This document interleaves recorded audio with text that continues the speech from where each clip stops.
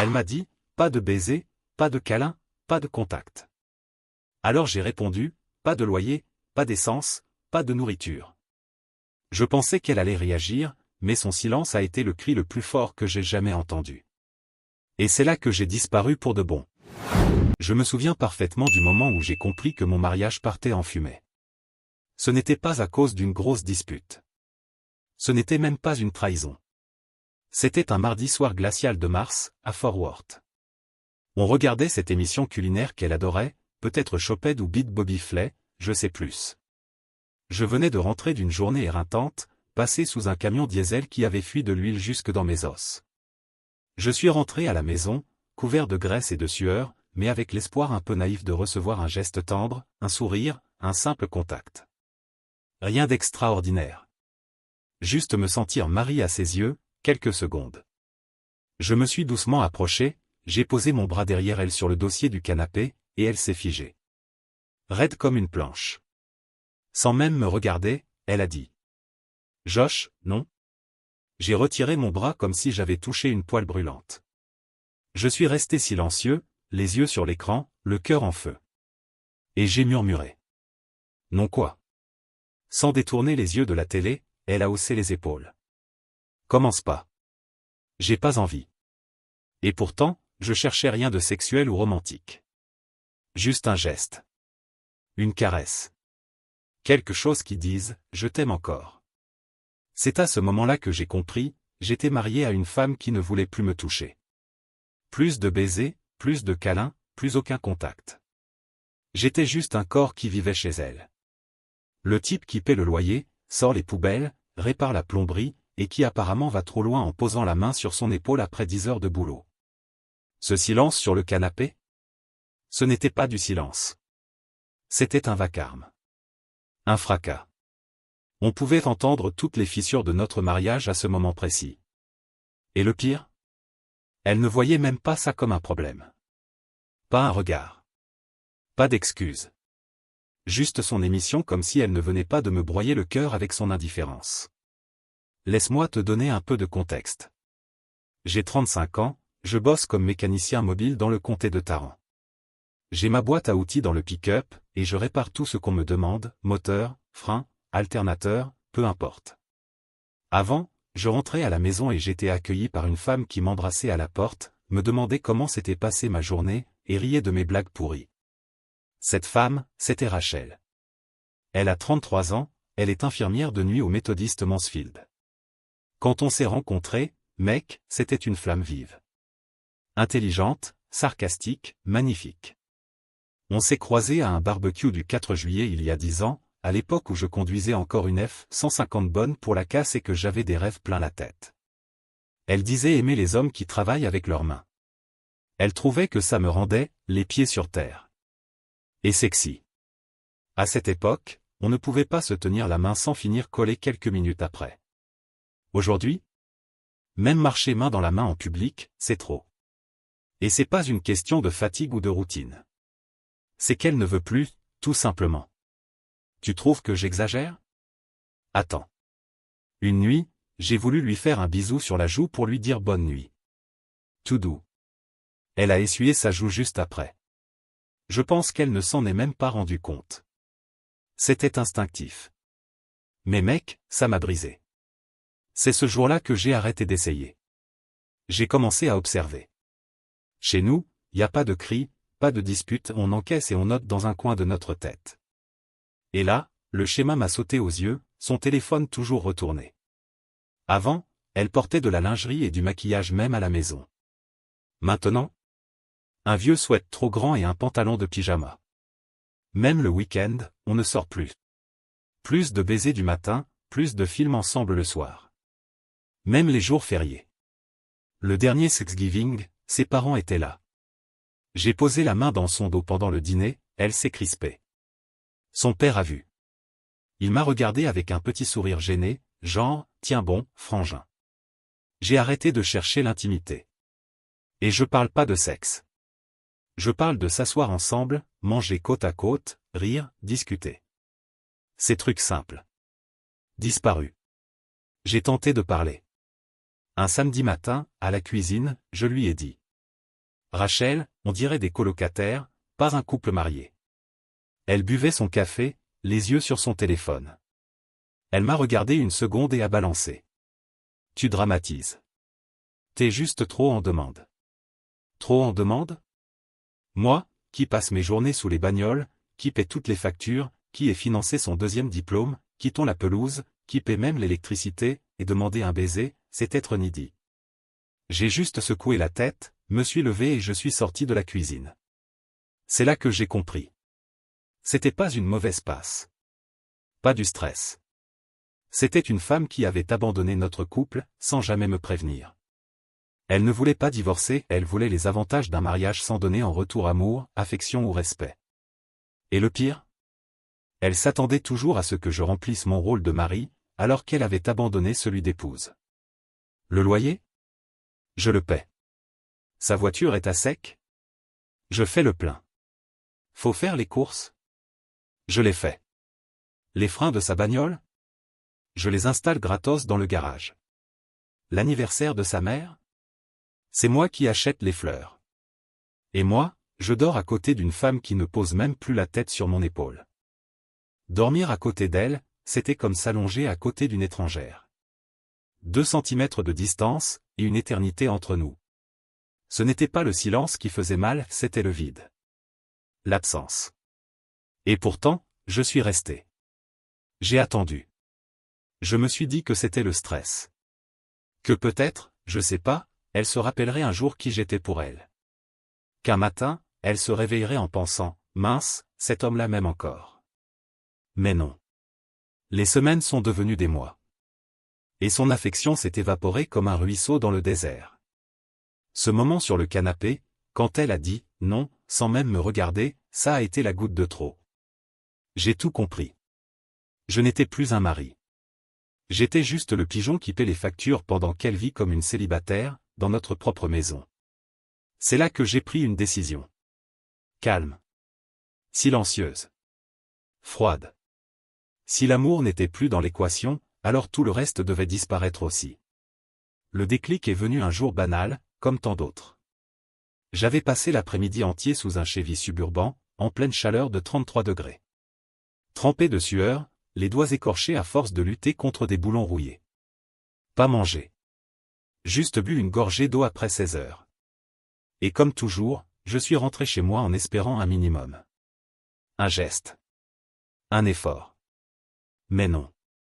Elle avait eu toute la journée libre, et n'avait strictement rien fait. Pas de course. Pas de lessive. Même le gobelet en plastique de la veille était encore sur la table. Rien. Et elle a osé dire. T'aurais pu passer au supermarché en rentrant. Mec, à cet instant, quelque chose en moi ne s'est pas brisé. Ça s'est aligné. Ce n'était pas de la colère. C'était de la clarté. Tu sais ce que c'est, vivre dans un mariage où tu donnes tout et reçois de moins en moins? C'est comme ramer seul dans un bateau qui prend l'eau, pendant que l'autre fait exprès d'agrandir les trous dans la coque. Je l'ai regardé, dans son vieux sweat informe, chaussettes pelucheuses, un café glacé à la main, regardant des vidéos de couples heureux sur TikTok, pendant que notre mariage pourrissait comme une voiture abandonnée dans une casse. Je lui ai parlé calmement. Tu veux plus m'embrasser. Ni me prendre dans tes bras. Ni même me regarder comme ton mari. Alors dis-moi, pourquoi est-ce que je continue à payer pour ta vie? Elle a cligné des yeux. Quoi? Je ne suis plus ton mari, hein? Juste ton distributeur automatique. Ton mécano personnel. Ton chauffeur. Tu ne m'aimes plus. Tu ne me respectes plus. Mais tu veux que je continue à te soutenir comme si on était encore une équipe. Elle a soufflé fort. Tu dramatises, sérieux. Non, Rachel. C'est juste la vérité. À partir d'aujourd'hui, tu vas recevoir exactement ce que tu donnes. J'ai tourné les talons et je suis allé droit dans mon bureau. J'ai ouvert chaque compte joint. J'ai annulé sa carte. J'ai retiré mon nom du forfait téléphonique. J'ai bloqué son accès à la carte essence. Je l'ai supprimé de l'appli des courses. Même les abonnements de streaming, je les ai annulés. Parce que tu sais quoi? Si elle ne voulait plus faire partie de la relation, elle n'aurait plus les avantages qui vont avec. Ce n'était pas un caprice. Ni une impulsion. C'était de la justice. Elle voulait de l'indépendance? Très bien. Qu'elle l'est. Beaucoup de gens pensent que la vengeance doit être bruyante. Cris, drame, destruction. Mais laisse-moi te dire une vérité, la vengeance la plus puissante, c'est le silence et la soustraction. Soustrait l'argent. Le confort. L'homme qu'elle pensait acquis, même si elle le traitait comme un fantôme. Ce soir-là, elle est venue dans la chambre 2 heures plus tard, comme si de rien n'était. Bras croisés, voix sèche. Donc maintenant tu vas tout me couper? J'étais en train d'enfiler un t-shirt. J'ai répondu calmement. Je te coupe rien. J'aligne juste mon énergie à la tienne. Tu m'as coupé émotionnellement depuis des mois. Je fais que suivre ton exemple. Sa voix s'est brisée. C'est pas juste. Ce qui n'est pas juste, c'est de vivre avec quelqu'un qui refuse toute tendresse, mais attend un soutien inconditionnel. Ça fait longtemps que ce n'est plus un mariage ici. C'est devenu un contrat de prestation de service. Et ce contrat-là, ma chère, il est rompu. Cette nuit-là, j'ai dormi sur le canapé. J'ai pris un oreiller et je me suis installé là. Elle ne m'a pas suivi. Pas même un « bonne nuit ». Mais le lendemain, quelque chose avait changé. Je suis entré dans la cuisine pour préparer mon déjeuner. Elle a ouvert le frigo, il n'y avait rien pour elle. Puis le placard, tout était étiqueté avec mon nom, céréales, bar, snack, tout séparé. J'avais fait ça comme si on était des colocataires. Elle est restée là, figée devant l'étagère. Donc maintenant c'est comme ça? J'ai haussé les épaules. Tu as dit que tu ne voulais plus de baisers, plus de câlins, plus d'affection. J'ai compris que ça voulait dire qu'il n'y avait plus de « nous ». Et sans « nous », il y a plus de courses, plus d'essence, plus de loyer payé par mois. Elle n'a rien répondu. Elle a juste quitté la cuisine. Et ce jour-là, j'ai senti que j'avais repris le contrôle. Pas sur elle. Sur moi-même. Les jours suivants, c'était comme si son monde à elle commençait à s'effondrer, lentement. Je l'ai remarqué. Elle était plus tendue. Un jour, sa carte a été refusée à la station-service. Elle m'a envoyé un message. Je n'ai jamais répondu. Un autre jour, elle a proposé qu'on fasse les courses ensemble, comme avant. J'ai répondu que j'avais déjà fait mes courses pour moi. Le soir, elle essayait de faire la conversation, parler de sa journée, lancer un sujet léger. Et moi, je répondais poliment. Pas méchamment. Juste, froid. Présent, mais distant. Courtois, mais vide. Et c'est là qu'elle a commencé à réaliser ce qu'elle avait vraiment perdu. Ce n'était pas l'argent. Ce n'était pas le confort. C'était l'homme qui, même vidé de l'intérieur, avait toujours été patient, loyal, présent. Maintenant, je n'étais plus qu'un fantôme dans la maison. Mon corps y était encore, mais mon âme était déjà partie. Un jour, elle est apparue maquillée. Comme à l'époque. Elle a mis ce rouge à lèvres que je complimentais toujours. Elle a préparé le dîner. A dressé une assiette pour moi. Je l'ai remerciée, mais je n'y ai pas touché. Plus tard, elle a frappé à la porte de mon bureau. Chose qu'elle ne faisait plus depuis des années. Josh, on peut parler? Je l'ai regardé droit dans les yeux. Et ce que j'y ai vu m'a surpris. Ce n'était pas de la colère. Ni du remords. C'était de la peur. Pas la peur que je crie, ou qu'on se dispute. Mais la peur réelle. Celle qu'on ressent quand on comprend que l'autre n'essaie plus. Que je ne demandais plus rien. Que je ne mendiais plus rien. Et ça l'a terrifié plus que n'importe quelle engueulade. J'ai répondu. Parler? D'accord. Mais seulement si c'est une vraie discussion. Pas une mise en scène. Je suis fatigué d'être le seul à souffrir ici. Et j'ai lâché. Tu sais ce qui fait plus mal qu'un cœur brisé? C'est de se rendre compte que t'as rien représenté pour quelqu'un à qui t'as tout donné. Et personne n'en parle. De cette douleur silencieuse de savoir que, pendant que tu te tuais à assurer, à rester fidèle, à être un homme bien, elle cochait des cases dans une relation qu'elle détestait en secret. Comme un boulot à mi-temps. Quand j'ai tout coupé, le financier, l'émotionnel, le physique, elle a cru que c'était un caprice. Une phase. Elle pensait que j'allais céder, revenir en rampant, supplier pour une caresse comme un chien affamé devant la porte. Mais ce qu'elle n'avait pas compris, c'est ceci, quand un homme atteint un certain niveau de silence, c'est terminé. Il n'y a pas de cri. Pas de scène. Il y a juste l'absence. Et l'absence, c'est définitif. La nuit où j'ai quitté la maison a été d'un calme presque effrayant. Pas un cri. Pas de menace. Pas une larme. J'ai pris 2 sacs, jeté mes outils dans le pick-up, et laissé les clés sur le comptoir, avec un mot. Tu as dit non à l'amour. Je ne fais que respecter tes règles. Je suis allé m'installer dans un petit appart à Weatherford. Une seule pièce, au-dessus d'une boucherie familiale. L'endroit sentait la viande fumée tous les jeudis et le chauffage faisait des siennes, mais franchement, c'était la première fois depuis des années que je ressentais une vraie paix. Plus de silence pesant. Plus de jeux psychologiques. Plus besoin de marcher sur des œufs chez moi. J'avais la paix. Et je l'ai protégée comme un trésor. On dit que les hommes souffrent après une séparation. Qu'ils tombent dans une spirale. Qu'ils se mettent à boire, à courir après des filles plus jeunes, à pleurer seuls dans leur lit. Et certains le font. Mais moi, j'ai construit. J'ai pris toute l'énergie que je dépensais à mendier l'amour de Rachel, et je l'ai investie en moi. J'ai commencé à me lever à 5 heures du matin, à aller à la salle avant le travail. Ça faisait des années que je négligeais mon corps. Toujours trop fatigué pour m'occuper de moi. Mais là, j'avais le temps. J'avais la clarté. J'ai développé mon business de mécano. Acheté du nouveau matos. Fait floquer le pick-up avec un logo pro. Créé un site web. J'ai commencé à recevoir des appels de villes voisines Granbury, Aledo, Benbrook. Le téléphone sonnait non-stop. Et tu sais le plus dingue? Pour la première fois depuis longtemps, les gens me voyaient. Des clients me félicitaient. Des amis reprenaient contact. Même la serveuse du resto mexicain du coin, Marcella, s'est mise à me remarquer, à me demander comment allait ma journée. Et pendant ce temps-là, Rachel s'effondrait. 2 semaines après mon départ, silence radio. Aucun message. Aucun appel. Elle pensait encore que j'allais revenir. Semaine 3, elle commence à gratter. Salut, j'espère que tu vas bien.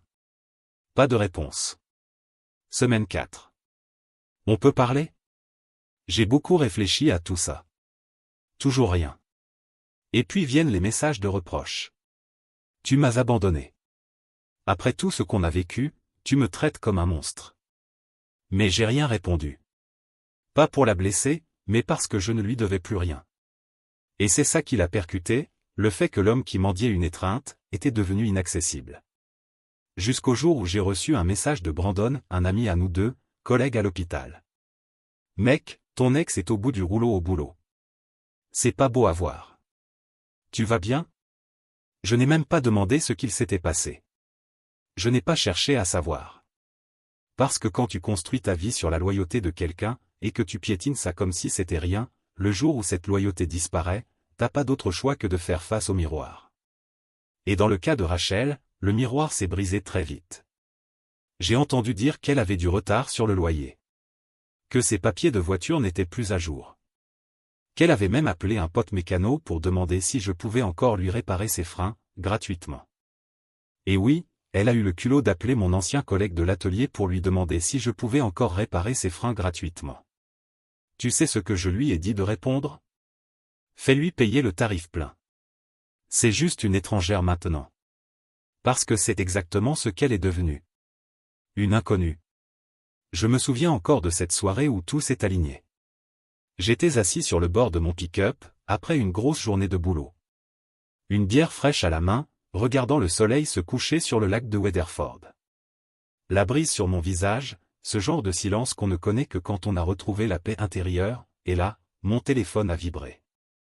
Un dernier message d'elle. Tu me manques, je ne savais pas ce que j'avais, jusqu'à ce que je le perde. Et c'est là que j'ai su que j'avais gagné. Pas parce qu'elle souffrait. Pas parce que j'attendais des excuses. Mais parce que, je n'en avais plus besoin. Parce que j'avais tourné la page. J'avais reconstruit une vie sans elle. Une vie avec de la paix, un vrai sens, et du respect pour moi-même. Une vie où je ne donnais plus que je ne recevais. Où je ne marchais plus sur des œufs dans ma propre maison. où je ne me sentais plus comme un invité indésirable dans mon propre foyer. Et oui, je suis sorti avec Marcela, la serveuse du resto mexicain. Une femme douce, simple, sans prise de tête, et magnifique. Lors de notre premier encart, on a marché pieds nus sur les sentiers du Trinity River, et elle m'a tenu la main comme si ça voulait dire quelque chose. Et ça voulait dire quelque chose. Ce n'était pas pour remplacer Rachel. C'était pour me rappeler qui j'étais, avant que son froid ne me fasse tout oublier. Alors, si t'es un homme qui écoute ça en ce moment, et que tu vis ce genre de situation à porter ton mariage tout seul, à recevoir des miettes en retour, écoute bien ce que personne ne te dit. Tu n'as pas besoin de crier pour être entendu. Parfois, il suffit de partir en silence, et de les laisser écouter l'écho du vide qu'ils ont créé. Rachel m'avait dit. Pas de baiser, pas de câlin, pas de contact. Et j'ai répondu. Pas de loyer, pas d'essence, pas de course. Mais le vrai message était celui-là. Pas d'amour, pas de moi. Et c'est comme ça que j'ai récupéré ma vie. Commentaire Monsieur Reddit. C'est fou comme certaines personnes réalisent la valeur de l'autre, seulement quand leur carte est refusée à la station-service. Rachel croyait vivre dans un mariage en mode tout compris, mais même les clubs de vacances virent les clients trop ingrats.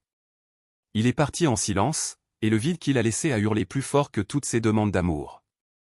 Au final, ce n'était pas une vengeance. C'était de l'amour-propre, avec facture à l'appui.